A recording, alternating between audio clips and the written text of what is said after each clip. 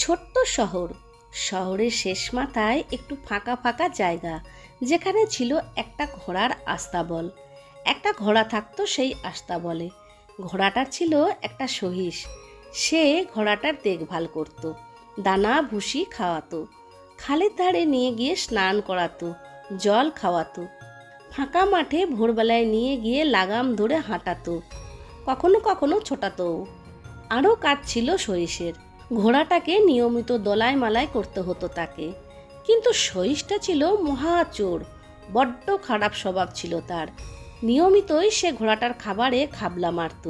তার জন্য রোজকার বরাদ্দ খাবার কোনো দিনই তাকে দিত না।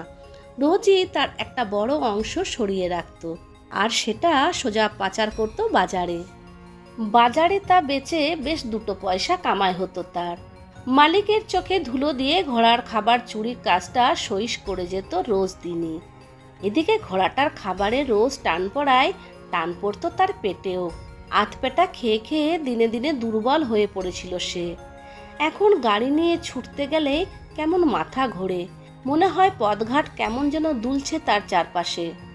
সহিস ঘোড়াটার খাবার সরিয়ে তার পেটে টান দিচ্ছে, অথচ তাকে দোলাই মালাই করার কাছে কিন্তু সহিসের ছিল প্রচণ্ড উৎসাহ। বলতে গেলে সারাদিন ধরেই সে দোলাই মালাই করতো ঘোড়াটাকে।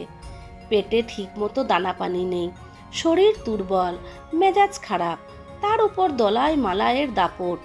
ঘোড়াটা রীতিমতো বেহাল হয়ে পড়তে লাগলো দিনকে দিন। এত দুর্বল শরীরে দোলাই মালাইয়ের ধকল ভালো লাগবে কেন?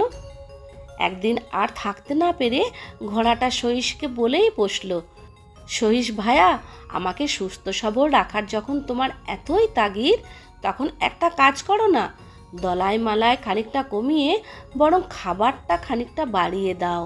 তাতে আমার কমজোরি শরীর চাঙ্গা হয়ে উঠবে। দিন দিন দুর্বল হয়ে আসার শরীরেও বল ফিরে আসবে। আমি আগের শক্তি আবার ফিরে পাবো। গাড়ি টানতে গিয়ে মাথায় পাক দেবে না, টলমল করবে না পাগুলো। বন্ধুরা, মনে রাখবে, অনেক শয়তান ওপর ওপর ভালো মানুষই দেখায়, তাই সবসময় সেইটা থেকে সাবধানে থাকবে। তোমরা সকলে খুব ভালো থেকো, সুস্থ থেকো, আনন্দে থেকো, এই শুভকামনা নিয়ে আজ এখানে শেষ করছি। বাই।